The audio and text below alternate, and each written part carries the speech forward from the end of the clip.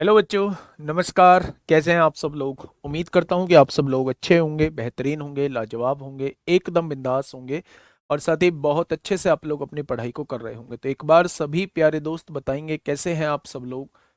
कैसे हैं आप सब लोग? कैसी चल रही है भाई आप लोगों की पढ़ाई? रंजनी पांडे, सुसंता दिबार, ज्योति कुमारी, नरेश कुमार, सुषमा जी, विशाल मिश्रा, विशाल विमल, रिम्पी कुशवाहा, युवराज गुप्ता, हिमांचल अवस्थी, निशा, सरबजीत कुमार, प्रेमा देवी, करीना, रोशन राव अंबेडकर, विवेक कनौजिया, मनीष देशमुख, प्रियंका कुमारी, अतेश कुमार, दीप चंद्रा, संजय अनुरागी, ईशु कबीर, नेहा, चंदन कुमार, आकाश कुमार दास, लवकुश, नाजिया चौधरी, शिवम गुप्ता, भूपेंद्र, अमित कुमार ठाकुर, साक्षी साहिरवाल, रविंदर टुंडक, अविनाश कुमार, कार्तिक, प्रीति यादव, चेतन सिंह, सत्यम पवार, जीपी राज, दीपू कुमार, सत्यम, सतेंद्र, संजय, अंकित, मोहम्मद साहिल, बिट्टू, सचिन, योगेश, श्याम। चलिए भाई, सभी का स्वागत है आपके अपने प्यारे से परिवार रोजगार वेद अंकित में। मेरे प्यारे दोस्त, आप लोग जानते हैं कि हम लोगों का जो टॉपिक चल रहा है वो प्रॉफिट एंड लॉस चल रहा है। और प्रॉफिट एंड लॉस जो है वो हम प्यारे दोस्त बहुत अच्छे तरीके से टाइप वाइज चीज़ों को समझते हुए चल रहे हैं। बाकी सबके भी कमेंट आए हैं लेकिन सबका नाम लेना पॉसिबल नहीं है। इस वजह से मेरे प्यारे दोस्त बहुत सारे नाम छूट गए होंगे, तो बिल्कुल भी ये ना समझे कि आप लोगों के मैसेज जो है वो मुझे नहीं मिल पा रहे हैं। ठीक है, बीच बीच में मैं कमेंट्स का यूज करता, मतलब आपके नाम का यूज करता रहूंगा, नाम बोलता रहूंगा, तो उसमें टेंशन लेने की आवश्यकता नहीं है। ठीक है भाई, बढ़िया हो? वैसे सब कुछ बढ़िया चल रहा है? पढ़ाई लिखाई सब कुछ मौज में चल रही है या नहीं? तो एक बार सभी बताएंगे, सब कुछ बढ़िया बिंदास चल रहा है या नहीं? बोलो, बताते चलो, क्वेश्चन को पढ़ते चलो। टाइप 8 की तरफ हम लोग बढ़ रहे हैं। ये क्वेश्चन मैंने आप लोगों को होमवर्क में दिया था मेरे प्यारे दोस्त। और क्या कैलकुलेशन थी इस क्वेश्चन में, फटाफट मुझे बताइए। क्या आप लोगों ने क्वेश्चन किया है या नहीं? बताइए। चलिए भाई, क्या कह रहा है क्वेश्चन, एक बार मेरे साथ पढ़ेंगे क्वेश्चन, है ना। एक आदमी 800 रुपए के कुल मूल्य में ए और बी दो घड़ियां खरीदता है। 800 रुपए के कुल मूल्य में, यानी 800 रुपए में भाई साहब दो घड़ियां खरीदता है। मुझे नहीं पता कितने कितने की घड़ी खरीदता है, लेकिन दोनों मिला के 800 रुपए की वो घड़ी खरीद रहा है। वह दोनों घड़ियों को समान विक्रय मूल्य पर बेचता है, यानी दोनों का विक्रय मूल्य क्या है? दोनों का विक्रय मूल्य समान दिया हुआ है। बहुत बढ़िया। उसे घड़ी ए पर 18% का लाभ होता है। बहुत सुंदर। और उसे घड़ी बी पर 22% की हानि होती है। तो दोनों घड़ियों का अलग अलग क्रय मूल्य ज्ञात करें कि दोनों घड़ियों का अलग अलग क्रय मूल्य क्या होगा। अब एक बात मेरी थोड़ा सी ध्यान से सुनिएगा मेरे भाई। अगर ए अपनी वस्तु को 18% लाभ पर बेचता है तो मुझे विक्रय मूल्य को समान करना है, तो क्या मुझे विक्रय मूल्य निकालना पड़ेगा? क्या विक्रय मूल्य जो हो जाएगा वो 118% हो जाएगा ए का? हाँ या ना? 18% लाभ का मतलब होता है 118% पर चीजों को बेचना। बहुत बढ़िया। उसने कहा है बी जो है वो 22% की हानि पर बेचता है। क्या 22% की हानि का मतलब होता है 78% पर बेचना? भाई साहब 22% घाटा हो गया। अब दोनों के विक्रय मूल्य जो है वो समान बोले हैं, तो क्या दोनों को बराबर लिख दूं? तो आप कहोगे जी बिल्कुल बराबर लिखिएगा। परसेंट से परसेंट उड़ाइए मेरे भाई। ए और बी का यहां से रेशो निकालेंगे तो ये आपके सामने जो है ये सीपी का रेशो निकल के आ जाएगा। और मेरे भाई काटो ना, एक बार दो से काटिए 39 बार कटेगा। और दो से काटिए मेरे भाई, ये तो कट ही नहीं रहा। ओ भाई, ये नहीं कट रहा। चलिए, नहीं कट रहा है तो मत काटो। अच्छा, 118 है। बहुत बढ़िया, बहुत शानदार, बहुत शानदार। यहां लिख दीजिए 118। दो से काटा 39 बार, दो से काटा 59 बार, क्रय मूल्य का रेशो 39 और 59 आ चुका है मेरे प्यारे दोस्त। अगर मैं कहूं तो पहला जो ऑप्शन होगा वो 13 का मल्टीपल होगा। और दूसरा ऑप्शन का भी हमें पता नहीं है। 59 मेरी अभाज्य संख्या है तो 59 का मल्टीपल होगा। तो पहला ऑप्शन देख लें, 13 का मल्टीपल। यहां देखो मेरे भाई, बात को समझो, पहले तो पॉइंट और उसका हिसाब किताब दूर करें। अच्छा ये बताइए, पहली वैल्यू कितनी है 39, दूसरी वैल्यू है 59, दोनों मिला के कितनी हो जाएंगी 98 रुपए की दोनों वस्तु आई होंगी। उसने कहा है भाई साहब दोनों वस्तु 800 रुपए की आती है, दोनों वस्तु 800 रुपए की आती है। तो एक पार्ट की वैल्यू कितनी आएगी 800/98। भाई साहब डिविजिबिलिटी रूल लगेगा नहीं, क्यों नहीं लगेगा, क्योंकि उसने दशमलव के 2 स्थान तक सही बोला है। जब एग्जैक्ट आंसर ऑप्शन में ना दिया हुआ हो तो ना तो डिविजिबिलिटी रूल लगता है, ना डिजिटल सम लगता है, ना यूनिट डिजिट का कॉन्सेप्ट लगता है, बस केवल और केवल लगता है तो अप्रोक्सीमेशन प्यारे दोस्त आप लोग लगा सकते हैं। समझिए यहां बात को, एक की वैल्यू इतनी आ चुकी है तो 39 की वैल्यू कितनी आएगी वो आपसे ये पूछना चाह रहा है। सबसे पहले क्या ये पूरा कटेगा, तो आप कहेंगे पूरा नहीं कटेगा, तो भाई साहब ये दोनों तो आंसर हमारे नहीं होंगे, क्योंकि ये पूरी पूरी वैल्यू दे रखी है, पूरा कटने का मतलब ही नहीं है। दोनों को जोड़ के जो है वो 800 आना चाहिए। 350 और 450 कितना हो गया 800 हो गया, और 0.32 0.68 जोड़ोगे तो 800 से ज्यादा आएगा, ये भी जवाब नहीं होगा। यहां आइए, 481 और 18, 499 और 63 और 37, एक 500 और 500 300 800, ऑप्शन नंबर डी। लगा दोगे क्या, लगा दोगे क्या, फटाफट बताइए, लगा दोगे क्या इसका आंसर ऑप्शन नंबर डी मेरे भाई। अगर मैं आपकी जगह होता तो चाहे गलती क्यों ना हो जाए मैं ऑप्शन नंबर डी लगा रहा होता। आप कहेंगे जी ऐसे कैसे हो जाएगा, एसपी है तो आपने सीपी क्या माना है। गुड्डा गुड्डा मेरा गुड्डा बेटा, यहां देखो ये ए रुपए सीपी माना है, ए रुपए सीपी। आप मुझे ये बताइए, आप मुझे ये बताइए 100 में ऐड करके क्यों लिखा है यार, आज 7वीं क्लास चल रही है और आप फिर से वही ड्रामेबाजी की 100 में ऐड करके क्यों लिखा है। कल भी मैंने आप लोगों को बताया था कि जब वो आपसे प्रॉफिट पूछता है, केवल प्रॉफिट, तो हम 18% निकाल रहे होते सीपी का, लेकिन जब वो आपसे एसपी पूछ रहा होता है, विक्रय मूल्य पूछ रहा होता है, तो 100 में प्रॉफिट जोड़ के लिखते हैं और 100 में से लॉस को घटा के लिखते हैं। अगर मैं आपसे कहूं 18% का लाभ होता है तो वो 118% पे बेच रहा होगा, ये एसपी आ जाएगा। अगर 22% का घाटा हुआ है तो वो 78% पे बेच रहा होगा, ये भी एसपी आ जाएगा। और जब दोनों ही एसपी हैं तो दोनों को बराबर दिया हुआ है, दोनों के विक्रय मूल्य समान है, तो दोनों को इसलिए बराबर लिखा है। अब यहां से जब आप वैल्यू निकालेंगे तो सीपी की वैल्यू पूछना चाह रहा है, इन दोनों को जोड़ के 800 के बराबर नहीं आता है, 801 आता है, तो ये तो जवाब नहीं होगा।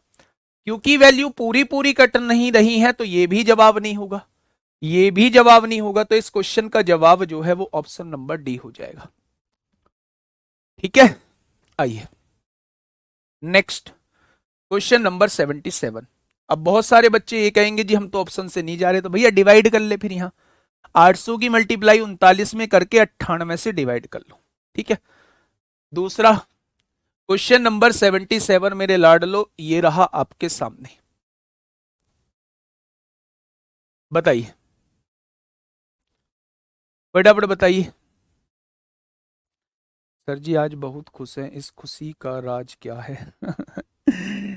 भाई मैं खुश रहूं मुझसे कितनी परेशानी है आपको, मैं खुश रहूं तो खुश क्यों हूं, मैं दुखी रहूं तो दुखी होके क्यों, शकल बना के क्यों पढ़ाते हो, मैं क्या करूं। भगवान प्रभु थोड़ी सी दया करो इन बच्चों से। बताइए क्या कहना चाह रहा है क्वेश्चन। देखिए मेरे भाई, किसी व्यक्ति ने 5 लाख रुपए, 5 लाख ही लिखा हुआ है, एक बाइक और एक कार खरीदी, दोनों मिला के मेरे भाई 5 लाख रुपए में एक बाइक खरीदी है और एक मेरे भाई कार खरीदी है, खरीद ली। उसने बाइक को 20% के लाभ पर और कार को 10% की हानि पर बेच दिया, दोनों को बेच दिया मेरे भाई। इस प्रकार पूरे सौदे में उसे 5% का लाभ हुआ, तो बाइक की कीमत क्या है। मेरे प्यारे दोस्त, अगर मैं आपसे कहूं, कल मैंने क्वेश्चन आप लोगों को कराया था, कल मैंने आप लोगों से यह बताया था कि अगर दो वस्तुओं का कहीं जिक्र किया गया हो और उन दोनों वस्तुओं को मिला के एक फाइनल जिक्र किया गया हो तो वहां एलिगेशन वाली फील हम लोगों के दिमाग में आनी चाहिए। एलिगेशन वाली फील जो है वो आपके दिमाग में आनी चाहिए। कैसे मेरे भाई? बाइक को 20% लाभ पर बेचा, ये बाइक है, इसको कितने परसेंट लाभ पर बेचा? 20% लाभ पर बेचा। कार को कितनी परसेंट हानि पर बेचा? कार को 10% हानि पर बेचा। क्योंकि हानि पर बेचा है इसलिए माइनस लगा रहे होंगे। जब भी मेरे प्यारे दोस्त दो चीजों के बाद एक ओवरऑल इन दोनों के बारे में बताया हो, उसने कहा है पूरे सौदे में उसे 5% का लाभ होता है, तो मेरे भाई यहां हम एलिगेशन लगा सकते हैं। और जब भी सीपी और लॉस पर एलिगेशन लगाते हैं, प्रॉफिट और लॉस पर एलिगेशन लगाते हैं, तो हमेशा सीपी का रेशो आपके सामने निकल के आता है। ठीक है बच्चे? 20 में से 5 गया तो कितना बचा? आप कहेंगे 15 बचेगा। ठीक है?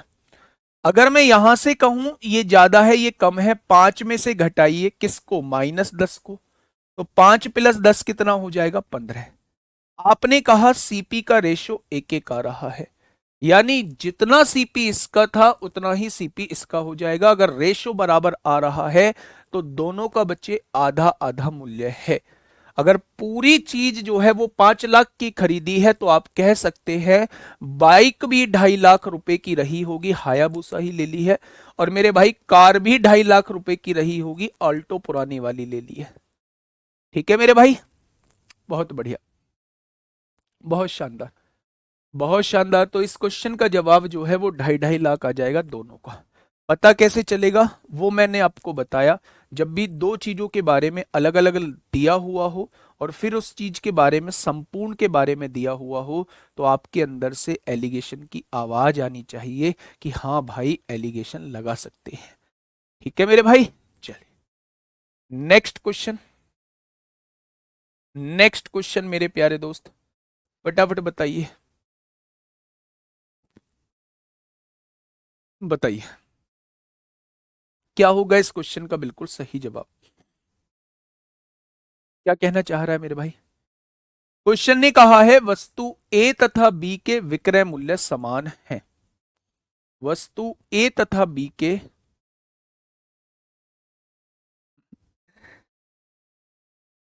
बेटा विवेक शर्मा, यहां मैं प्रॉफिट पर एलिगेशन लगा रहा हूं। यहां कहीं विक्रय मूल्य का जिक्र किया हुआ है गुड्डा? अगर विक्रय मूल्य का जिक्र नहीं किया गया है तो फिर मैं विक्रय मूल्य लूंगा कब, क्यों? अगर विक्रय मूल्य में ले रहा हूं तो 100 में मुझे प्रॉफिट को जोड़ना होता है और लॉस को 100 में से घटाना होता है। लेकिन अगर मैं डायरेक्टली प्रॉफिट और लॉस की बात कर रहा हूं तो फिर मैं डायरेक्टली प्रॉफिट 20% और लॉस 10% डायरेक्टली लूंगा मेरे भाई। ठीक है? और दोनों का रेशो 1:1 आने का मतलब है दोनों का मूल्य बराबर है। यानी अगर दोनों चीजें 5 लाख में आई हैं तो 2.5 लाख का ये आई होगी और 2.5 लाख की मेरे भाई ये आई होगी। ठीक है? आइए नेक्स्ट क्वेश्चन पे पढ़िएगा इस क्वेश्चन को। वस्तु ए तथा बी के विक्रय मूल्य समान है। यहां प्यारे दोस्त फिर से विक्रय मूल्य समान के लिए कहा है तो यहां बात एसपी की होगी। यहां मेरे प्यारे दोस्त बात जो है वो एसपी की होगी। ठीक है? ए को 28% के लाभ पर बेचा जाता है तथा बी को 24% की हानि पर बेचा जाता है। यदि दोनों वस्तुओं का कुल विक्रय मूल्य 46,840 रुपए है, दोनों वस्तुओं को मिला के 46,840 की बेचा जाता है, तो ए तथा बी का क्रम से क्रय मूल्य क्या होगा, ये आपसे पूछना चाह रहा है। प्यारे दोस्त इसका एक बहुत आसान तरीका मैं आपको बताने वाला हूं, थोड़ा सा दिमाग लगाने की कोशिश करिए। पहली लाइन पढ़िए, बस पहली लाइन में क्या कहना चाह रहा है। आपने ये कहा कि दोनों वस्तुओं का विक्रय मूल्य समान है। अगर दोनों वस्तुओं का विक्रय मूल्य समान है तो मेरे प्यारे दोस्त मैंने कहा दो वस्तुओं को मैंने 100 रुपए का बेचा और दोनों का विक्रय मूल्य समान है, तो क्या आप कहेंगे दोनों को 50-50 का बेचा होगा? हाँ या ना? तो आप कहेंगे बिल्कुल जी। मैंने कहा कि मैंने दो वस्तुओं को 250 रुपए की बेचा और दोनों का विक्रय मूल्य समान है, तो क्या मैंने एक 125 दूसरी भी 125 की बेची होगी? तभी तो दोनों का विक्रय मूल्य समान रहेगा और दोनों को जोड़ के 250 की बेचूंगा। हाँ या ना? यानी मेरे प्यारे दोस्त अगर विक्रय मूल्य समान है तो मेरे भाई क्या मैं इसको आधा कर दूंगा? कुल विक्रय मूल्य 46,840 दे रखा है, तो एक वस्तु कितने की बेची होगी? 2 दूनी 4, 2 तिया 6, 2 चौक 8, 2 दूनी 4, 2 जीरो, यानी एक वस्तु 23,420 की बेची होगी। समझो ना पहली लाइन से, दोनों का विक्रय मूल्य समान है। अगर दोनों का बराबर है और टोटल विक्रय मूल्य 46,840 दे रखा है, तो क्या एक वस्तु का विक्रय मूल्य जो रहेगा वो 23,420 रहने वाला है? तो आप कहेंगे जी बिल्कुल रहने वाला है। अब देखो क्वेश्चन कैसे सॉल्व होता है। पहली वस्तु को 28% के लाभ पर बेचा जाता है। अच्छा, ये क्या है? विक्रय मूल्य, तो हमें विक्रय मूल्य की ही जरूरत रहेगी। अच्छा, 28% के लाभ वाला विक्रय मूल्य क्या होता है? तो आप कहेंगे 28% के लाभ वाला विक्रय मूल्य 128% होता है। क्या ये विक्रय मूल्य आ गया? और विक्रय मूल्य उसने दिया कितना है? तो आप कहेंगे 23,420 दिया है। यानी 128% की वैल्यू जो है वो 23,420 दी है। तो 1% की वैल्यू कितनी हो जाएगी? तो आप कहेंगे भाई साहब 1% की वैल्यू जो है वो इतनी हो जाएगी। तो मेरे भाई क्रय मूल्य यानी 100% की वैल्यू कितनी हो जाएगी? तो ये आपके सामने जो है ए वस्तु का क्रय मूल्य आ जाएगा। निकालिए यहां से। आपने कहा जी 4 पंजे 20 होगा, 3 बचेंगे, 4 अट्ठे 32, 2 बचेंगे, 4 पंजे 20, 4 पंजे 20, 4 तिया 12, 4 दूनी 8 होगा। ठीक है मेरे भाई, आइए और समझते हैं चीजों को। और किससे कर सकता है मेरे भाई? 4 तिया 12, 4 दूनी 8 हो जाएगा। 4 पंजे 20 होगा, 3 बचेंगे, 4 अट्ठे 32, 2 बचेंगे, 4 पंजे 20, 2 बचेंगे, 4 पंजे 20 हो जाएगा। ठीक है, हाँ। अब देखिए मेरे भाई, अगर मैं यहां से कहूं 4 से काटिए 25 बार और 4 से काटिए, अच्छा बी का पूछ रहा है, ए तथा बी का क्रम से क्रय मूल्य पूछ रहा है।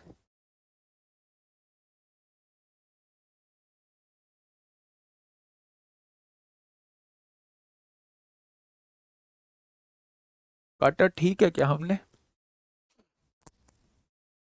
तो कट नहीं रहा है, पूरा कट रहा है क्या? देखो एक रेशो का तरीका तो वो तो डिफरेंट हो ही गया, उससे तो आंसर आ ही जाएगा। 28% की फ्रैक्शन बना लूं मैं, 4 से काटूंगा 7/25 आएगा। 24% की फ्रैक्शन बना लूं तो आप कहेंगे 6/25 आएगा ये। लेकिन अगर मैं फ्रैक्शन से ना करके, मैंने देखा कि दोनों के विक्रय मूल्य समान है। अगर दोनों के विक्रय मूल्य समान है यानी दोनों को बराबर रेट में बेचा होगा, दोनों को बराबर रेट में बेचा होगा। यदि दोनों वस्तुओं का कुल विक्रय मूल्य 46,840 है, 46,840 है, तो एक वस्तु का विक्रय मूल्य 2 से डिवाइड करेंगे, 2 दूनी 4, 2 तिया 6, 2 चौक 8, 2 दूनी 4। एक वस्तु को 23,420 की बेचा होगा, तो दूसरी भी वस्तु को 23,420 की बेचा होगा। ठीक है, बहुत बढ़िया। एक को 28% के लाभ पर बेचा जाता है, तो ये 128% की वैल्यू होनी चाहिए।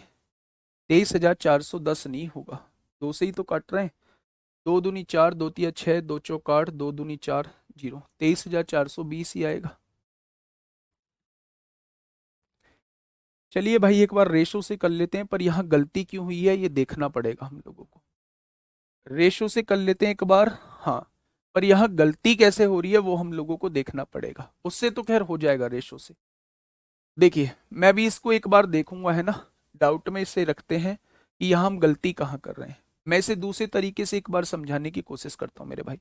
मैं फिर से कह रहा हूँ वो मेथड हमारा गलत क्यों हुआ उस पर हम एक बार बात करेंगे। पहले को 28% के लाभ पर बेचा जाता है। 28% के लाभ का मतलब होता है 4 से काटेंगे 7 बार, 4 से काटेंगे 25 बार, यानी 25 का सामान 7 के फायदे से 32 का बेचा जाएगा। ये मेरी पहली वाली वस्तु है, ये सीपी है, और ये मेरे प्यारे दोस्त एसपी है। ठीक है, अब उसने क्या कहा है? उसने ये कहा है तथा बी को उसने कहा है बी को 24% की हानि पर बेचा जाता है। बी को 24% की हानि पर बेचा जाता है। 24% की हानि का मतलब क्या होता है? 24% की हानि का मतलब होता है 6/25।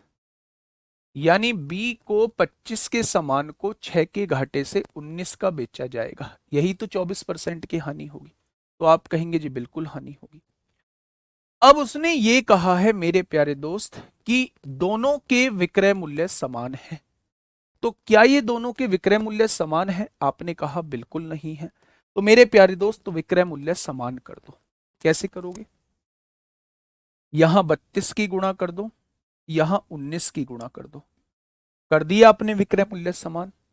तो यहां भी 19 की गुणा है तो यहां भी 19 की गुणा करिए, यहां 32 की गुणा है तो यहां भी 32 की गुणा करिए। हो गया क्या? तो आप कहेंगे जी बिल्कुल हो जाएगा। आपके हिसाब से दोनों वस्तुओं के विक्रय मूल्य क्या है? ये रहे दोनों वस्तुओं के विक्रय मूल्य। नहीं, ऐसे नहीं लिखेंगे रितेश पटेल। पहले वस्तु का विक्रय मूल्य 19 दूनी 38 को 8 हासिल 3, 19 दूनी 38, 19 तिया 57, 57 और 3 60 हो जाएगा। अगर ये पहली वस्तु का विक्रय मूल्य है तो क्या इतना ही दूसरी वस्तु का विक्रय मूल्य हो जाएगा 608। यानी कि मेरे भाई ध्यान से सुनना, ध्यान से सुनना, दोनों का विक्रय मूल्य कितना हो जाएगा? 1216। और उसने कितना दिया है? 46,840। ये वैल्यू गलत है, ये वैल्यू गलत है। देखना भाई, इस वैल्यू को देखना, ये वैल्यू गलत है। यहां वैल्यू होगी 48,640, 48,640 होगी। हाँ, उससे भी आंसर आएगा। मैं तभी कह रहा था कि उससे गलत कैसा हो रहा है। ठीक है, मैं उससे भी कराऊंगा। ये वैल्यू गलत लिखी हुई है, 48,640 होगी, क्योंकि यहां भी नहीं कटेगा 1216 से ही। तो यहां इस वैल्यू को काट के कर लीजिए 48,640। तो मेरे भाई अब यहां से जब आप लोग देखेंगे तो 1216 से ये 4 बार कट जाएगा 4864, और ये 0 लिखा हुआ है। यानी एक पार्ट की वैल्यू जो है वो 40 आ जाएगी। अगर एक पार्ट की वैल्यू 40 आ चुकी है तो इतने पार्ट की वैल्यू कितनी? ये पहले का सीपी निकल के आ जाएगा। और इतने पार्ट की वैल्यू कितनी? ये दूसरे का सीपी निकल के आ जाएगा। आ जाएगा क्या? आप देखिए, 25 चौका 100, 1000 की गुणा 32 में करेंगे 32,000, ये वाला ऑप्शन हो जाएगा। 25 चौका 100, 1000 की गुणा 19 में करेंगे तो 19,000। ठीक है। अब मैं दूसरे से आंसर निकालता हूं। वो आंसर गलत इसलिए हो रहा था क्योंकि यहां 46,840 दिया हुआ था। वैल्यू जो है वो 48,640 है। ठीक है भाई। दूसरा मेथड कैसे है? बात तो दोनों सेम थी, हम गलती ऐसे कैसे हो सकती है? देखिए सेकंड मेथड। प्यारे दोस्त, एक छोटा सा कॉमन सेंस हम लोगों को लगाना है कि अगर दोनों वैल्यूज को बराबर रेट में बेचा है और दोनों का विक्रय मूल्य जो है वो आपको 48,640 दिया हुआ है, तो एक का विक्रय मूल्य कितना हो जाएगा? ये 48,640 है। एक का विक्रय मूल्य हो जाएगा 2 दूनी 4, 2 चौक 8, 2 तिया 6, 2 दूनी 4, 0, 24,320। यानी पहली का विक्रय मूल्य है 24,320। पहली को कितने परसेंट लाभ पर? 28% के लाभ पर। क्या 128% पर बेचा होगा? यानी ये भी विक्रय मूल्य, ये भी विक्रय मूल्य, दोनों को बराबर लिख दिया। तो 1% की वैल्यू कितनी आएगी? तो आप कहेंगे 24,320 बटे 128। तो 100% की वैल्यू कितनी? प्यारे दोस्त, ये पहले का सीपी आपके सामने हो जाएगा। ठीक है, निकालिए। अब कट जाना चाहिए। 4 छिंग 24, 0, 4 अट्ठे 32, 0, 4 तिया 12, 4 दूनी 8, 4 एकम 4, एक बचेगा, दो बचेंगे, 4 पंजे 20, 4 दूनी 8, 0, 4 अट्ठे 32 होगा, 8 एकम 8 होगा, 7 बचेंगे, 8 नाम 72, 190 की गुणा 100 में होगी तो पहले का क्रय मूल्य 19,000 आ जाएगा। आ गया क्या 19,000? बहुत बढ़िया। ऐसे ही दूसरे का निकाल लो। दूसरे को 24% के घाटे पर बेचा है तो क्या 76% पर बेचा होगा? और वो बेच कितने में रहा है मेरे भाई? 24,320। अगर 76% की वैल्यू ये है तो 1% की कितनी हो जाएगी? तो आप कहेंगे 24,320 बटे 76। तो 100% की कितनी हो जाएगी? ये दूसरे का क्रय मूल्य आपके सामने आ जाएगा। क्वेश्चन खत्म हो चुका है मेरे प्यारे दोस्त। 4 छिंग 24, 0, 4 अट्ठे 32, 0, 4 से काटा 19 बार, 19 तिया 57, 19 दूनी 38, 320 की गुणा 100 में करेंगे तो 32,000 आ जाएगा। तो ये दोनों तरीके मैंने आपके सामने कराए हैं। नहीं, एग्जाम में गलत नहीं पूछा गया होगा, ये हमारे टाइपिंग एरर है, ये हमारी टाइपिंग एरर है। ठीक है, आप इसे करिए, 48,640 कर दीजिए बस इसकी जगह।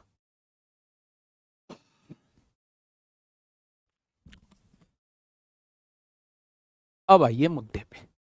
क्वेश्चन बहुत प्यारा है, क्वेश्चन बहुत अच्छा है। क्वेश्चन को एक बार मेरे कहने से पढ़िएगा, मैं दोनों तरीके आपको चंद सेकंडों में सिखाता हूं। देखिए, ए तथा बी के विक्रय मूल्य समान है। ए तथा बी की विक्रय मूल्य समान है, इसका मतलब दोनों को बराबर रेट पर बेचा गया है। ये बात हमने दिमाग के कोने में सेट कर ली। ए को 28% के लाभ पर बेचा जाता है, यानी दिमाग में सोचिए 128% पर बेचा जाता होगा। बी को 24% की हानि पर बेचा जाता है, यानी कि 76% पर बेचा गया होगा। अगर मैं दोनों के विक्रय मूल्य समान दिए हैं तो 128% ऑफ ए बराबर 76% ऑफ बी होगा। यहां से ए और बी के क्रय मूल्य का रेशो निकाल सकता हूं, लेकिन उसका कोई फायदा नहीं होगा क्योंकि टोटल क्रय मूल्य हम लोगों को नहीं दिया है। पहला डाउट आपका ये क्लियर कर दिया कि हम इनको बराबर लिख के क्या सॉल्व नहीं कर सकते, तो नहीं करेंगे क्योंकि हमें टोटल क्रय मूल्य नहीं दिया है। वहां से क्रय मूल्य का रेशो आएगा जिसकी हमें जरूरत नहीं है। ठीक है, मैंने क्या किया, अब जब दोनों को बराबर रेट पे बेचा गया है और टोटल मूल्य दिया गया है कि दोनों को मिला के 48,640 का बेचा गया, तो क्या अगर मैं इसे 2 से डिवाइड कर दूं तो क्या एक वस्तु को 24,320 का बेचा गया होगा? अगर पहली वस्तु 24,320 की बेची गई है तो क्या 24,320 विक्रय मूल्य रहा होगा? 28% के लाभ पर बेचने का मतलब है कि 128% पर बेचा होगा। वो कह रहा है 24,320 में बेचा है, तो 1% की वैल्यू ये, तो 100% की कितनी, क्या पहले का क्रय मूल्य आ जाएगा। दूसरी बात, उसने 24% की हानि पर बेचा है, तो क्या मेरे भाई 76% पर बेचा होगा, और 76% पर बेचा है तो वो कह रहा है 24,320 का बेचा है। तो 1% की वैल्यू इतनी, तो 100% की वैल्यू कितनी, तो मेरे भाई आपके सामने जवाब आ जाएगा।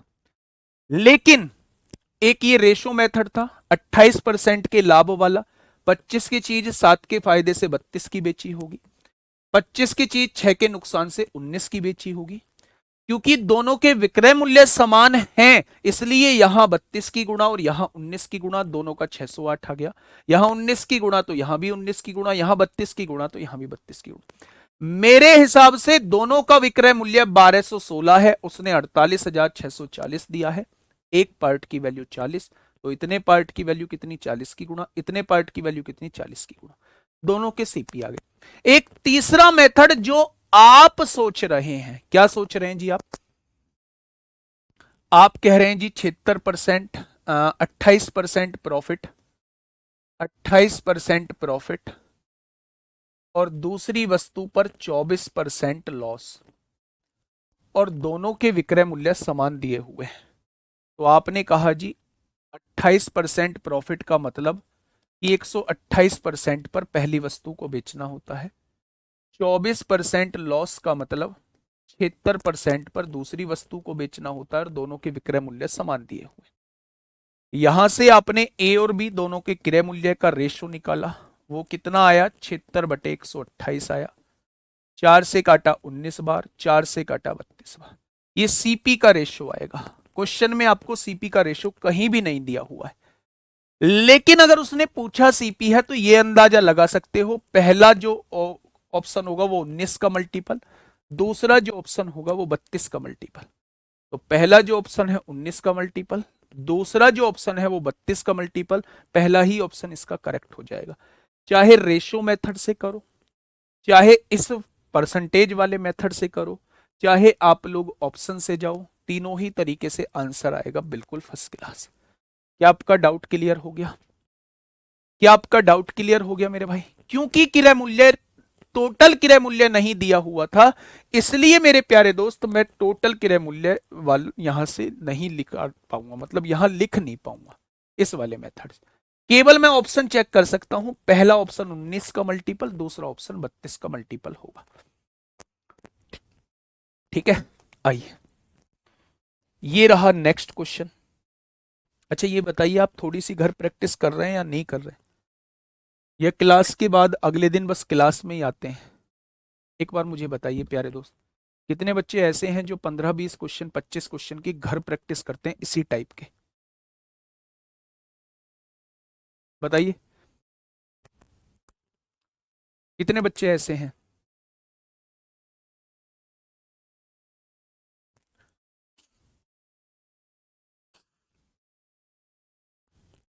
बताइए क्या होगा इस क्वेश्चन का बिल्कुल सही जवाब? भाई मेहनत करो, मैं अपना काम पूरी ईमानदारी से कर रहा हूं, लेकिन अगर कमी कहीं रही तो वो आपकी तरफ से रहेगी। रिवीजन भी कराऊंगा, थोड़ा सा टाइम बीत जाने दो, यूट्यूब पे भी क्लास लेके आऊंगा, आपके लिए ही स्पेशली लेके आऊंगा भाई साहब। पर आप लोगों की तरफ से ना ऐसा नहीं होना चाहिए, आप धीरे धीरे प्रैक्टिस करते रहो। 2-3 महीने हम यूट्यूब पे दबा के प्रैक्टिस करेंगे ना, तो सारी चीजें भाई साहब धुआं धुआं कर देंगे। पर आपको कॉन्सेप्ट भी तो पता होने चाहिए, मैं कॉन्सेप्ट दोबारा थोड़ी ना यूट्यूब पे पढ़ाऊंगा। फिर तो डायरेक्ट क्वेश्चन का आंसर कैसे लाते हैं वो करेंगे, उस पर काम करेंगे मेरे भाई। ठीक है, चलिए आइए मेरे भाई, क्वेश्चन कहना चाह रहा है दो वस्तुओं में से प्रत्येक को 962 रुपए के मूल्य पर बेचा जाता है। इस लाइन का मतलब कोई मुझे समझाएगा क्या? जिस लाइन को मैंने बॉक्स के अंदर बंद किया है, इस लाइन का मतलब कोई मुझे समझाएगा क्या? तो आप ये कहेंगे जी, प्रत्येक को 962 रुपए में बेचा जा रहा है, यानी दोनों के विक्रय मूल्य समान है। इसको भी 962 रुपए में बेचा गया है और इसको भी 962 रुपए में बेचा गया है, तो मेरे भाई दोनों के विक्रय मूल्य समान है। ये बात क्लियर हो गई। यानी इस क्वेश्चन में पहली ही लाइन में दोनों के एसपी जो है वो बराबर दिए हुए हैं, पहले का एसपी दूसरे के एसपी के बराबर है, ये बात दी हुई है। आगे बढ़े, उनमें से एक वस्तु पर विक्रेता को 30% लाभ होता है, पहली वस्तु पर 30% का लाभ होता है मेरे भाई, दूसरी वस्तु पर 26% की हानि होती है। विक्रेता को कुल मिलाकर कितने प्रतिशत का लाभ अथवा हानि हुई? टोटल मिलाकर वो आपसे पूछना चाह रहा है कि टोटल मिलाकर उसे कितने परसेंट का लाभ या हानि। देखिए मेरे भाई, अच्छा एक चीज छोटी सी बताओगे क्या? आप कहोगे जी पूछ लो। अगर मैं कहूं पहली वस्तु को 30% के लाभ पर बेचा जाता है, तो क्या आप कह दोगे जी 10 की चीज को 13 का बेचा गया होगा? पहली वस्तु को 10 की चीज को 13 का बेचा गया होगा, तभी तो आप कहेंगे मेरे प्यारे दोस्त कि 30% का फायदा हुआ है। तो आप कहेंगे जी बिल्कुल कहेंगे। ठीक है, दूसरी वस्तु को 26% की हानि पर बेचा जाता है, 26% का मतलब होता है 13/50, यानी भाई साहब 50 की चीज को 13 के घाटे से 37 का बेचा जाता होगा। क्या इतनी बात से आप सहमत हो? तो आप कहेंगे बिल्कुल। अच्छा एक बात बताइए, उसने कहा है दोनों के विक्रय मूल्य समान है, क्या दोनों के विक्रय मूल्य समान है? ना बाबा ना, तो करने पड़ेंगे ना, तो आप कहेंगे करने पड़ेंगे। तो यहां कितने की गुणा? 37 की गुणा। यहां कितने की गुणा? 13 की गुणा। यहां भी कितने की गुणा? 37 की गुणा। और यहां कितने की गुणा? 13 की गुणा। हो गए क्या बराबर? क्वेश्चन खत्म हो चुका है। आपने कहा ये सामान 370 का था, ये सामान 650 का था, दोनों मिला के समान 1020 के हैं। मिला दिए भाई, 7 5 12 को 2 हासिल 1 6 3 9 1 10। अब दोनों का विक्रय मूल्य निकाल लो। 13 7 91 को 1 हासिल 9, 13 तिया 39 और 9 कितना हो जाएगा? 48 हो जाएगा। 13 7 91 को 1 हासिल 9, 13 तिया 39 और 9 48 हो जाएगा। ये भी 481 का है तो ये भी 481 का रहेगा भाई, दोनों के बराबर है, तो दोनों का विक्रय मूल्य कितना हो जाएगा? तो आप कहने वाले हैं 962 रुपए हो जाएगा। भाई साहब खरीदा कितने में था? 1020 में। बेचा कितने में है? 962 में। घाटा कितने का हो जाएगा? 58 रुपए का। किस पर? 1020 पर। तो 100 पर कितना हो जाएगा गुड्डा? तो आप कहेंगे जीरो से जीरो कट गई। यहां से देखेंगे 2 पंजे 10, 2 पंजे 10, 2 एकम 2, यानी 5 पॉइंट कुछ आंसर का 5 पॉइंट कुछ परसेंट का हानि हो जाएगी। 1020 की चीज थी, 962 में बेची है, तो 5 पॉइंट कुछ परसेंट की हानि हो जाएगी। ये बात समझ में आ गई? तो आप कहेंगे 5.7% की हानि हो जाएगी। 5.7% की हानि हो जाएगी। Option number A. Option number A इस क्वेश्चन का बिल्कुल सही जवाब हो जाएगा। क्या ये बात आपकी क्लियर हुई? थोड़ी सी भी क्लियर हुई? तो आपने कहा जी थोड़ी सी क्लियर हो गई। ठीक है भाई, आगे बढ़ जाएं क्या? नहीं, सक्सेसिव का यूज नहीं कर सकते। सक्सेसिव का यूज जो है वो नहीं कर सकते मेरे भाई। दोनों के विक्रय मूल्य समान दिए हैं, और समान दिए हैं तो रेशियो मेथड बेस्ट मेथड है। रेशियो मेथड जो है वो मेरे भाई बेस्ट मेथड है। आगे बढ़े, अगले क्वेश्चन की तरफ चलते हैं। केवल विक्रय मूल्य को बराबर करना था मेरे भाई। आइए क्वेश्चन नंबर 80 की तरफ चलिए, बताइए।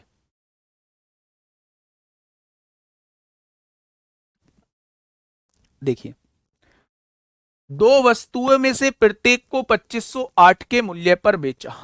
क्या यहां से ये बात समझ में आ रही है, अगर प्रत्येक को बराबर मूल्य पर बेच रहा है, क्या दोनों के विक्रय मूल्य समान है? तो आप कहेंगे जी बिल्कुल समान है। उनमें से एक वस्तु पर विक्रेता को 14% लाभ होता है, दूसरी वस्तु पर 12% की हानि होती है। विक्रेता को कुल मिलाकर, भाई बहुत तेजी से कर दो जैसा मैंने अभी बताया, जिसको पिछला क्वेश्चन समझ में नहीं आया वो इस क्वेश्चन को समझ लेना, दोनों सेम है।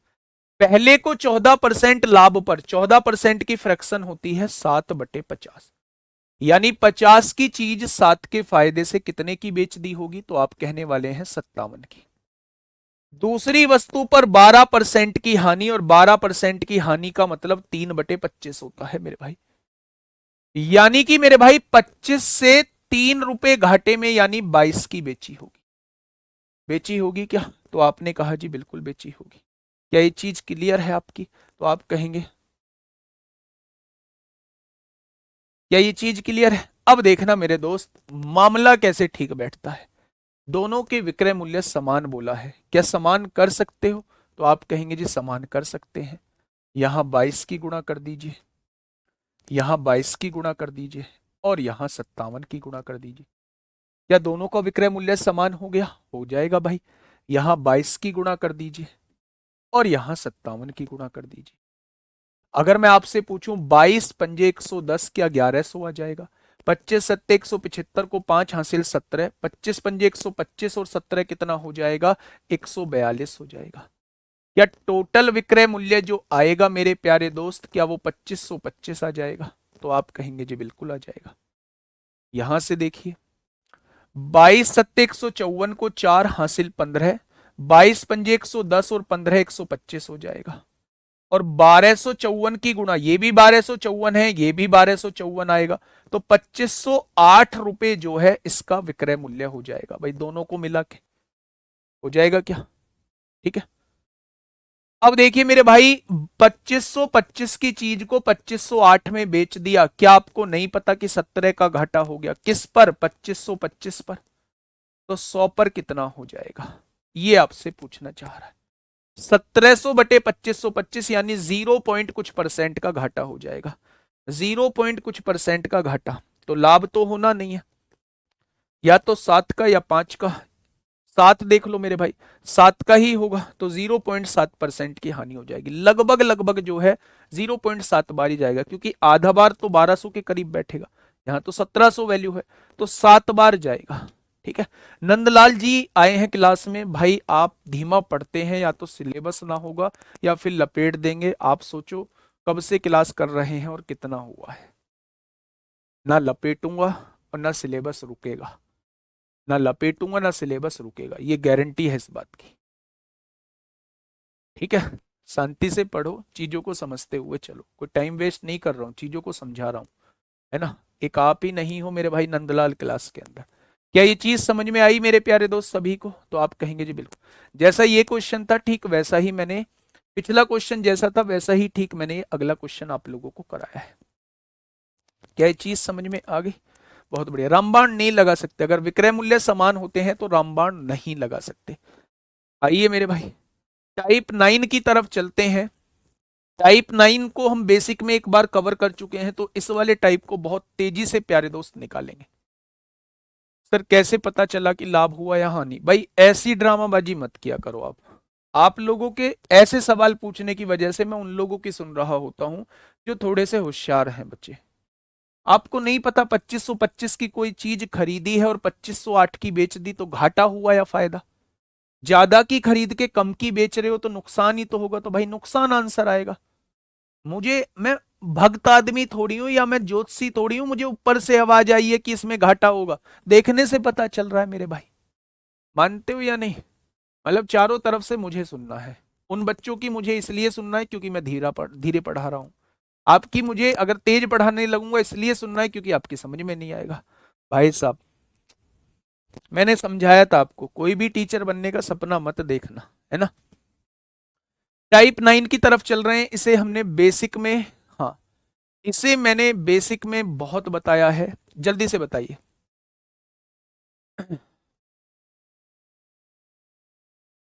फटाफट बताइए।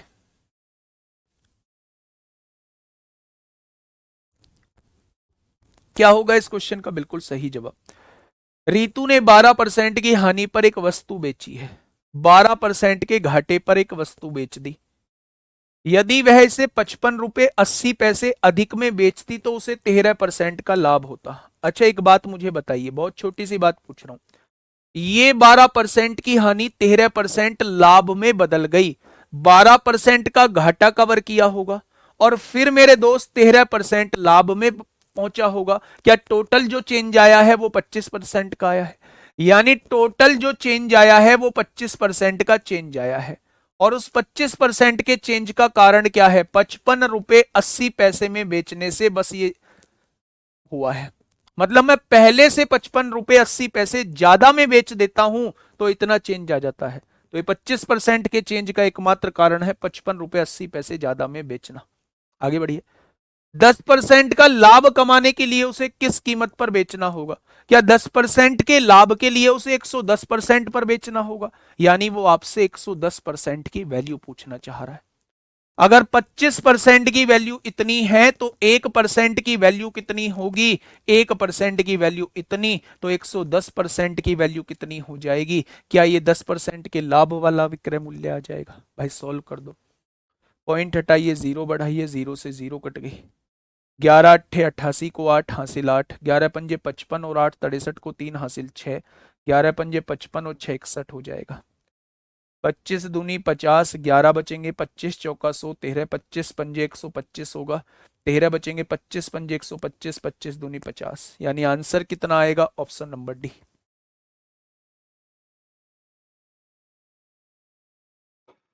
ठीक है, ये बात समझ में आई? बहुत बढ़िया, बहुत शानदार। मेरे प्यारे दोस्त पहले 12% हानि होती थी, अब 13% लाभ होता है। पहले हानि को कवर किया होगा तब लाभ कमाया होगा। 12 और 13 को जोड़ेंगे टोटल 25% का चेंज आया है। किसकी वजह से? 55 रुपए 80 पैसे ज्यादा में बेचने की वजह से। तो 25% की वैल्यू इतनी है तो 1% की वैल्यू इतनी। 10% के लाभ वाला विक्रय मूल्य चाहिए, तो 10% के लाभ वाला विक्रय मूल्य 110% होता है। वो आपसे 110% की वैल्यू पूछने जा रहा है। आंसर 245.52 आएगा। नेक्स्ट क्वेश्चन नंबर 82, क्या कहना चाह रहा है? कोई व्यक्ति किसी वस्तु को 16% की हानि पर बेचता है, यहां 16% के घाटे पर बेच रहा है। यदि वह इस वस्तु को 660 रुपए अधिक में बेचता है तो उसे 8% का लाभ होता है। आप मुझे ये बताइएगा मेरे प्यारे दोस्त, 16% घाटा 8% लाभ में बदल गया। पहले 16% घाटा होता था, 16% फायदे को कवर किया होगा, फिर 8% लाभ कमाया होगा, यानी टोटल चेंज जो है 24% का आया होगा। और इस 24% के चेंज का एकमात्र कारण क्या है? 660 रुपए अधिक में बेचना। तो 1% की वैल्यू क्या हो जाएगी? आप कहेंगे 660/24। तो उसने कहा है 12% का लाभ प्राप्त करने के लिए विक्रय मूल्य क्या होगा, तो वो 112% की वैल्यू आपसे पूछना चाह रहा है। भाई 12% लाभ वाला विक्रय मूल्य यानी वो 112% की वैल्यू आपसे पूछना चाह रहा है। तो मेरे भाई यहां से सॉल्व करो। 4 दूनी 8, 4 अट्ठे 32, 4 6 24, 6 एकम 6, 6 एकम 6 जीरो, 11 अट्ठे 88 को 8 हासिल 8, 11 दूनी 22 और 8 30 हो जाएगा। तो मेरे भाई कितना हो जाएगा, 3080।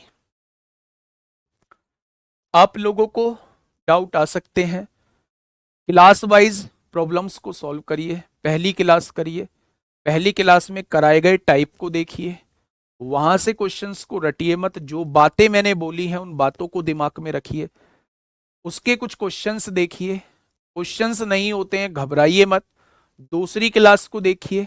ऐसे ही जब आप पूरी क्लासेस को देख लेंगे और साथ के साथ टाइप की पहचान करते रहेंगे तो दोस्त मेरे आपके डाउट खत्म हो जाएंगे। ठीक है, नेक्स्ट क्वेश्चन आइए, इस क्वेश्चन को पढ़िए। क्वेश्चन ने कहा है एक व्यक्ति किसी वस्तु को लागत मूल्य से 5% अधिक पर बेचता है। इस लाइन से आप क्या समझे, आप ये मान लो कि आप पहली बार जो है वो लाभ हानि पढ़ रहे हैं, इस लाइन से आप क्या समझे, लागत मूल्य से 5% अधिक पर बेचता है।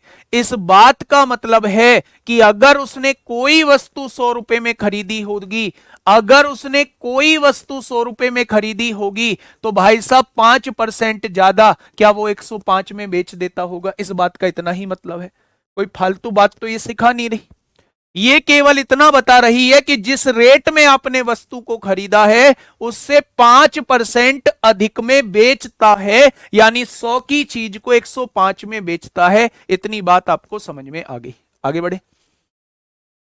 यदि उसने जितना भुगतान किया है उससे 5% कम पर उसे खरीदा होता, भाई साहब कितना भुगतान किया है, 100 रुपए का, अगर इसे 5% कम पे खरीदा होता तो कितने रुपए में खरीद रहा होता, 95 रुपए में। आगे बढ़िए, और इसे 2 रुपए कम में बेचा होता, प्यारे दोस्त यहां कितने रुपए कम की कह रहा है, 2 रुपए कम में बेचा होता तो उसे 10% का लाभ होता, यानी यहां उसे 10% का लाभ हो रहा है। कह दो कि ये क्वेश्चन कल कराया था भाई, 95 पर 10% लाभ हो रहा है तो 95 की चीज को कितने का बेचा होगा, तो आप कहने वाले हैं 11 पंजे 55 को 5 हासिल 5, 11 निम्मा 99 और 5 104, नीचे 10 है तो पॉइंट यहां लग जाएगा। क्या उसने 104.5 का बेचा होगा, क्या उसने 104.5 का बेचा होगा, बोलो, बेचा होगा ना। मेरे हिसाब से कितने रुपए कम का बेच रहा है, आधा रुपए, उसने कहा है 2 रुपए कम का बेच रहा है, तो एक पार्ट की वैल्यू कितनी हो जाएगी, 4। तो वस्तु का लागत मूल्य 100 पार्ट की वैल्यू कितनी हो जाएगी, 400। फटाफट नोट कर लो। अब ये मत कहना कि ये मैंने कराया नहीं है, ये मत कहना कि ये टाइप मैंने कराया नहीं है, पहले भी करा दिया है ये टाइप मैंने, पहले भी करा दिया है ये टाइप मैंने। क्या ये चीज समझ में आई।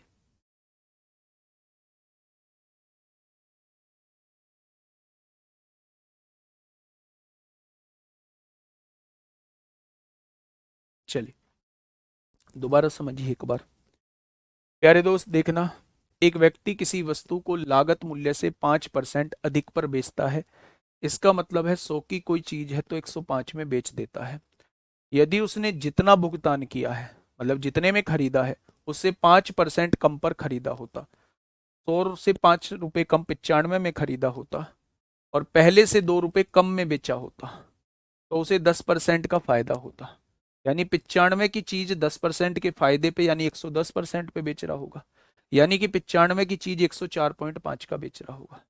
मेरे हिसाब से पहले कितने रुपए कम में बेच रहा है, तो पहले से आधा रुपए कम में, उसने कहा है 2 रुपए कम में बेचता है, पॉइंट हटाइए इधर जीरो बढ़ाइए, क्या एक पार्ट की वैल्यू 4 आ जाएगी, तो उसने पहला क्रय मूल्य पूछा है यानी वो 100 पार्ट की वैल्यू पूछना चाह रहा है। मेरे हिसाब से तो आधा रुपए कम में ही बेच रहा है ना, उसने 2 रुपए कम में बोला है, आधा की वैल्यू 2 होगी ना, तो पॉइंट हटाएंगे इधर जीरो बढ़ाएंगे, ये इधर गुणा में आ जाएगा, 10 दूनी 20 हो जाएगा ना, 5 से काटेंगे 4 बार कटेगा, तो 1 की वैल्यू 4 है तो 100 की वैल्यू कितनी 400 होगी। नेक्स्ट क्वेश्चन, ऐसा ही क्वेश्चन है, फटाफट मुझे बताइए, सारे बच्चे सॉल्व करेंगे एक बार, सारे बच्चे सॉल्व करेंगे एक बार, फटाफट मुझे बताइए क्या होगा इस क्वेश्चन का बिल्कुल सही जवाब। हाँ,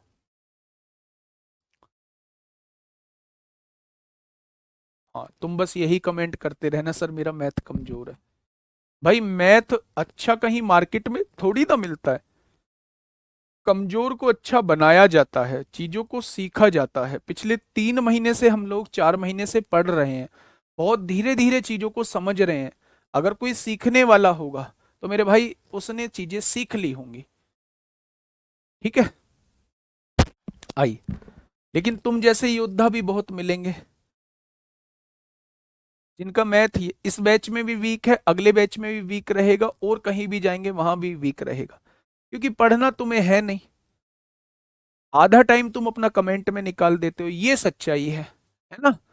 और जब सच्चाई बोली जाती है तो वो कड़वी लगती है, सामने पढ़ाने वाले के लिए अपशब्द निकलते हैं मुंह से, उल्टा सीधा बोलने का मन करता है, और बहुत सारे योद्धा उल्टा सीधा बोलते भी हैं, लेकिन फर्क नहीं पड़ता मेरे भाई, फर्क नहीं पड़ता। थोड़ी देर के लिए बुरा लगता है लेकिन भूल जाते हैं उन सारी चीजों को।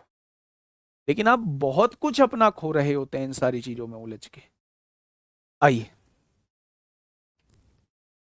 फटाफट बताइए क्या होगा इस क्वेश्चन का बिल्कुल सही जवाब। एक व्यक्ति एक वस्तु खरीदता है और उसे 10% की हानि पर बेच देता है। 10% की हानि का मतलब क्या नहीं होता 100 की चीज 90 में बेचना। ये 100 में खरीदी होगी और 90 में मेरे प्यारे दोस्त बेच दी होगी, ठीक है।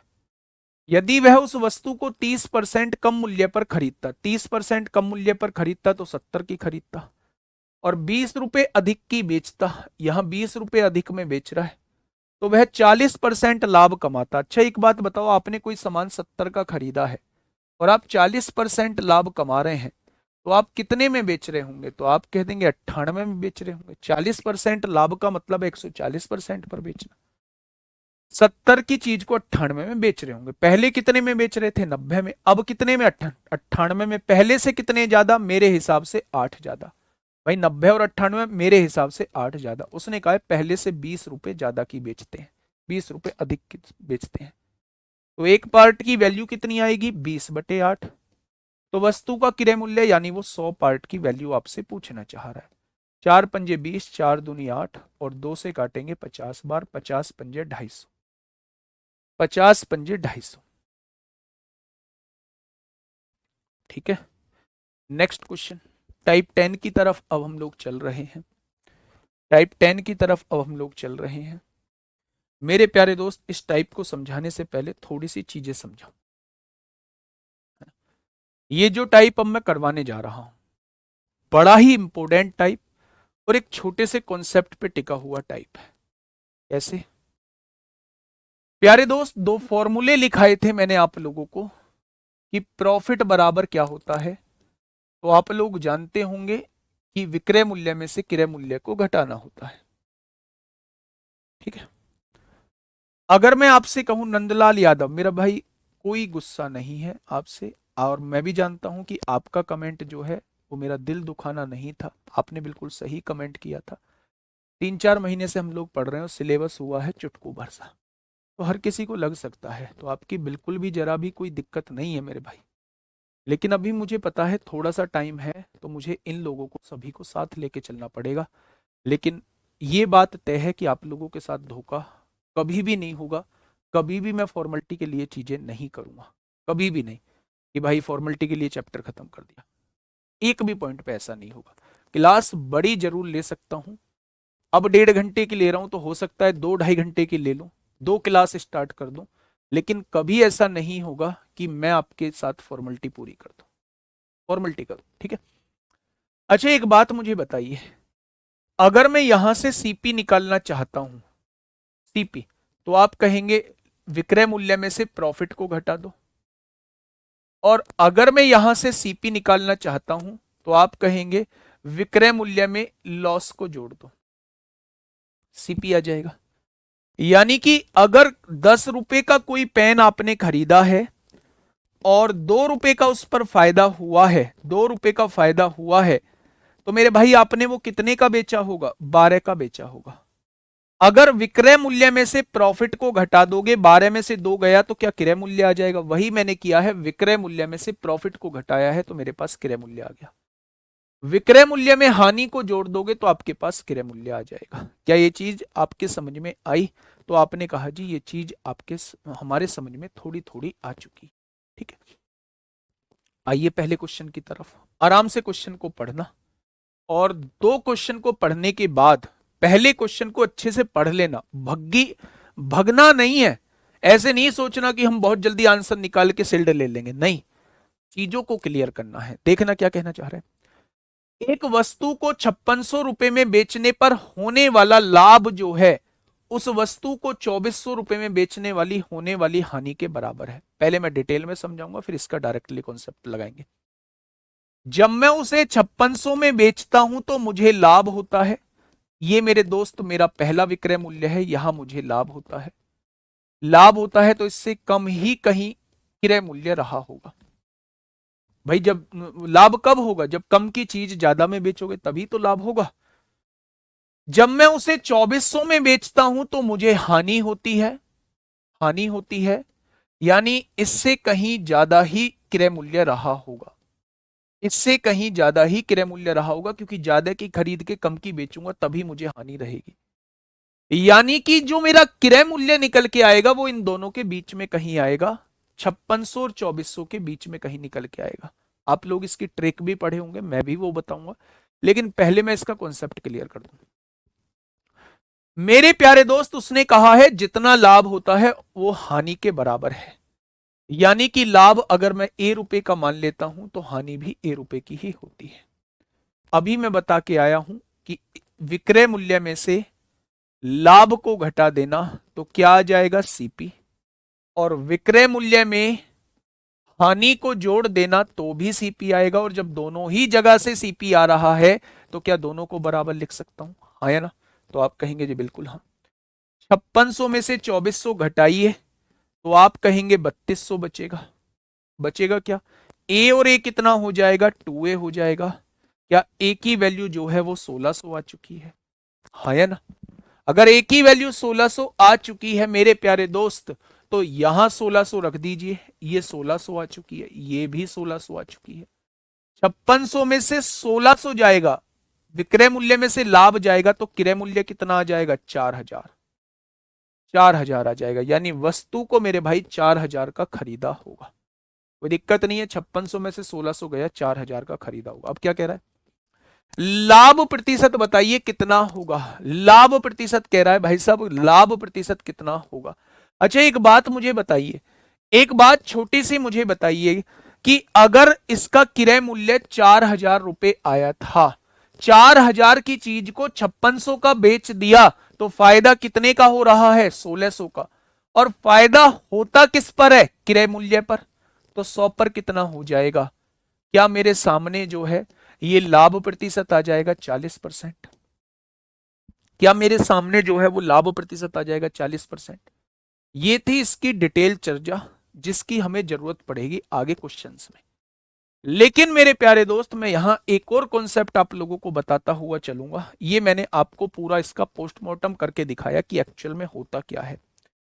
सेकंड कॉन्सेप्ट इसका क्या होता है, ध्यान से सुनिएगा, ध्यान से। जब भी मेरे दोस्त एक वस्तु को किसी रेट में बेचने पर जो लाभ होता है, दूसरे रेट में बेचने पर होने वाली हानि के बराबर होता है। जब लाभ और हानि बराबर दिए हुए हों तो उस केस में सीपी निकालने का डायरेक्टली कॉन्सेप्ट होता है। जब प्रॉफिट और लॉस जो है वो बराबर दिए हुए हों तो उस केस में सीपी हम डायरेक्टली निकाल सकते हैं, दोनों को जोड़ के आधा कर दो।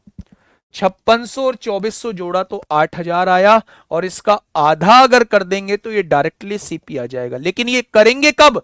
ये लगाएंगे केवल और केवल तब जब लाभ और हानि जो है वो बराबर दिए हुए। सीपी आ चुका है 4000, उसने सीपी नहीं पूछा, उसने पूछा है लाभ प्रतिशत कितना होगा, तो 4000 की चीज अगर 5600 में बेच रहे हो तो 1600 का फायदा हो जाएगा। किस पर? 4000 पर, सीपी पर। तो 100 पर कितना? ये लाभ प्रतिशत आ जाएगा, ये लाभ प्रतिशत आ जाएगा 40%। क्वेश्चन का जवाब जो है वो 40% आ जाएगा। ठीक है, लिखिएगा फटाफट। विक्रय मूल्य में से लाभ को घटाया क्रय मूल्य, विक्रय मूल्य में हानि को जोड़ा क्रय मूल्य। जब दोनों ही क्रय मूल्य हैं तो दोनों को बराबर लिख दिया, एक की वैल्यू 1600 आ गई। 5600 में से 1600 जाएगा तो क्रय मूल्य आ जाएगा। 4000 की चीज 5600 का बेच दिया तो 1600 का लाभ। कितने पर? सीपी पर। तो 100 पर कितना? यहां से भी 40% आएगा। ठीक है, क्या ये चीज समझ में आ गई? बोलो, बहुत बढ़िया। अगला क्वेश्चन बताइए आप लोग मुझे, अगला क्वेश्चन बताइए मेरे भाई आप लोग मुझे फटाफट।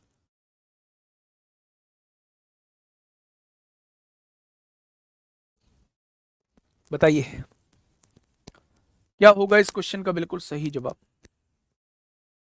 देखिए क्वेश्चन ने कहा है मेरे भाई, हाँ, एक वस्तु को 1980 रुपए में बेचने पर अर्जित लाभ प्रतिशत उसी वस्तु को 1600 रुपए में बेचने पर हुई हानि प्रतिशत के बराबर है। यानी दोनों जगह लाभ और हानि जो है वो बराबर दिए हुए हैं। तो क्या दोनों को जोड़ दूं? 1980 और 20, 2000 और 1600। क्या सीपी जो है वो 3600/2 आ जाएगा? दोनों को जोड़ा तो 3600 आया और बटे में 2 किया तो 1800 आया। आ जाएगा क्या? क्या वस्तु का क्रय मूल्य जो है वो 1800 आ जाएगा? 15% लाभ कमाने के लिए वस्तु को किस कीमत पे बेचा जाना चाहिए? 15% लाभ पर वो विक्रय मूल्य पूछना चाह रहा है। क्या वो आपसे 115% की वैल्यू पूछना चाह रहा है? तो सीपी अगर 1800 आ चुका है और वो आपसे 15% लाभ वाला विक्रय मूल्य पूछना चाह रहा है तो वो आपसे 115% की वैल्यू पूछना चाह रहा है। क्वेश्चन खत्म, पैसा हजम। 18 पंजे 90 को 0 हासिल, 9 18 कम 18 और 9 27 को 7 हासिल, 2 18 कम 18 और 2 20 हो जाएगा। यानी कि मेरे भाई 15% लाभ वाला विक्रय मूल्य कितना हो जाएगा? तो आप कहेंगे 2070 हो जाएगा। ठीक है, क्योंकि लाभ और हानि प्रतिशत बराबर दिए हुए थे इसलिए दोनों को जोड़ा, आधा कर दिया, सीपी आ गया। सीपी ये इतने रुपए में वस्तु खरीदी है और अगर मैं आपसे कहूं 15% लाभ पे बेचनी है तो 115% पर मुझे इसे बेचना होगा। ठीक है, पढ़िएगा इस क्वेश्चन को, क्वेश्चन नंबर 87।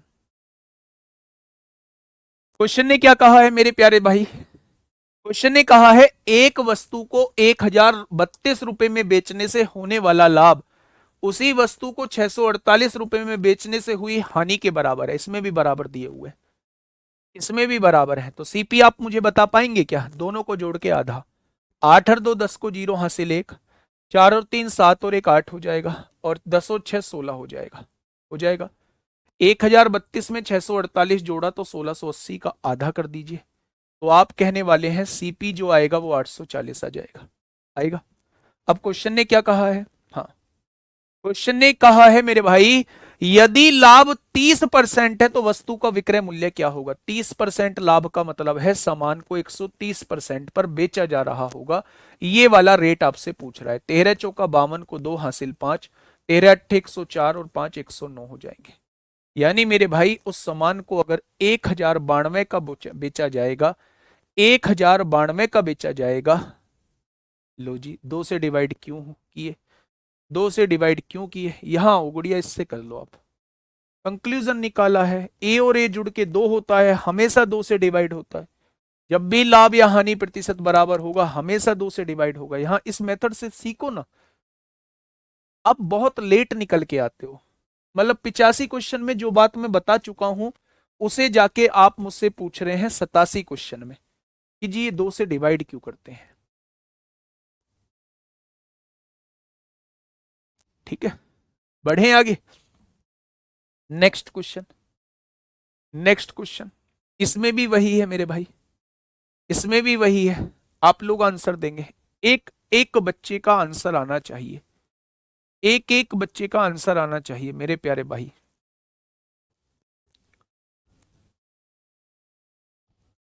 भैया जी मैथ कब तक कंप्लीट हो जाएगा? फरवरी तक, बताइए।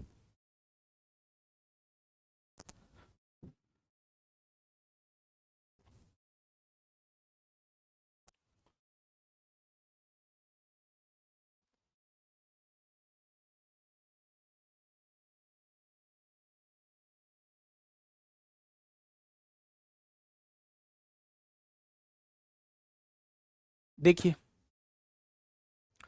एक वस्तु को 600 रुपए में बेचने पर प्राप्त लाभ उसी वस्तु को 400 रुपए में बेचने पर हुई हानि के बराबर है। हानि के बराबर दिया हुआ है। सीपी बताइए। 600 और 400, 1000 का आधा 500 होगा। यदि विक्रय मूल्य 750 है, विक्रय मूल्य 750 दिया है, तो लाभ प्रतिशत बताइए। 500 की चीज 750 में बेच दी, 250 का फायदा। किस पर? सीपी पर। तो 100 पर कितना हो जाएगा? तो आप कहने वाले हैं भैया जी 50%।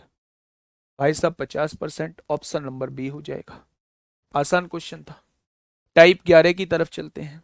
अच्छा, अभी आप लोग कहेंगे जी ठीक है, इसमें हमें दिया हुआ था सीपी और एसपी, मतलब प्रॉफिट परसेंट और लॉस परसेंट बराबर दिया हुआ था। अगर बराबर ना दिया हुआ हो तो मैं ऐसे क्वेश्चन सभी लाऊंगा। वो सेपरेट टाइप मैंने बनाया हुआ है जब बराबर ना दिया हुआ हो। ठीक है, तो परेशान मत होना, मन में क्वेश्चन मत लाना। आपके आने से पहले मेरे मन में ये सारी चीजें दिमाग में आ जाती हैं कि ये क्वेश्चन बच्चों के बन सकते हैं। ठीक है भाई, छोड़ूंगा कुछ भी नहीं। तो वो आएगा टाइप, वेट करिए थोड़ा सा। अब हम लोग जो टाइप लेके चल रहे हैं, एलिगेशन बेस्ड टाइप लेके चल रहे हैं। एलिगेशन बेस्ड टाइप लेके चल रहे हैं भाई साहब। इसमें क्या है? Allegation based type question. इसमें मेरे प्यारे दोस्त, इसमें क्या होगा? इसमें दो अलग अलग क्वांटिटी के बारे में बताया गया होगा। दो अलग अलग क्वांटिटी के बारे में बताया गया होगा, और इन दोनों को मिला के एक संपूर्ण क्वांटिटी के बारे में बताया गया होगा, संपूर्ण के बारे में बताया गया होगा। तो यहां आपको एलिगेशन लगाना पड़ेगा। जैसे अगर मैं आपसे कहूं मेरे पास 1000 किलो चावल है, मैंने उसमें से कुछ परसेंट चावल 20% के प्रॉफिट पर बेच दिया, कुछ परसेंट चावल मैंने 10% के प्रॉफिट पे बेच दिया, पूरे सौदे पर मुझे 13% प्रॉफिट हुआ। तो बताओ 20% के लाभ पर बेचा गया चावल कितना था? तो मेरे भाई ये 20% पर एक क्वांटिटी हो गई, ये 10% पर दूसरी क्वांटिटी हो गई, और दोनों की संपूर्ण क्वांटिटी मेरे भाई 13% हो गई। यहां जो रेशो आएगा वो क्वांटिटी का रेशो आएगा। तो ये एलिगेशन में भी हम लोग डिटेल में पढ़ेंगे, लेकिन एक टाइप हल्का सा आइडिया मैंने आपको दे दिया है, एक टाइप हम लोग यहां भी खत्म कर लेते हैं। क्वेश्चन को पढ़ के आपको थोड़ा सा ये लगेगा कि मैं क्या कहने की कोशिश कर रहा हूं। पढ़िएगा।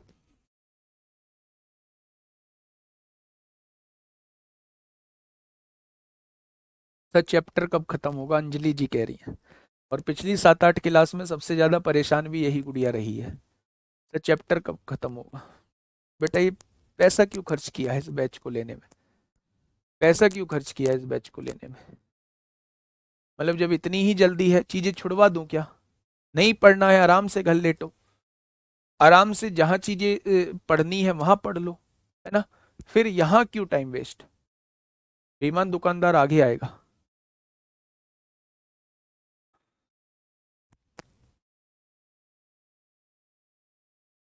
आइए मेरे भाई, क्या कहना चाह रहा है? क्वेश्चन ने कहा है अरविंद के पास 650 किलोग्राम गेहूं है।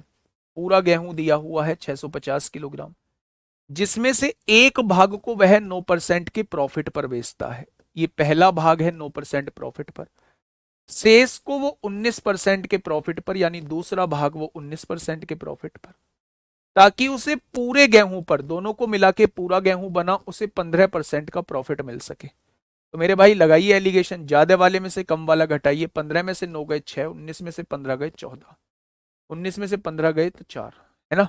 2 दूनी 4, 2 तिया 6, ये क्वांटिटी का रेशो आपके सामने आएगा। टोटल मिला के मात्रा कितनी बैठ रही है? 5, और उसने कितनी दी है? 650।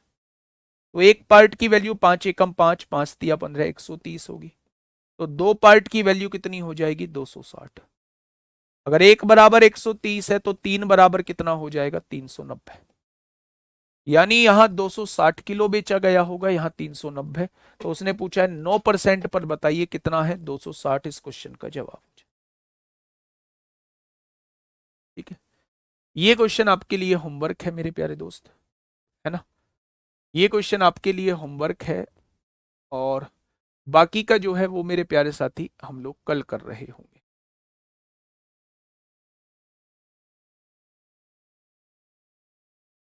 ठीक है, अभी ये 2-3 क्लास ये लेगा चैप्टर। ठीक है मेरे भाई, आज के लिए इतना ही। ध्यान रखिए अपना, जीके की क्लास आप लोगों की स्टार्ट हो चुकी है, पढ़िए मन लगा के। Okay, tata bye bye.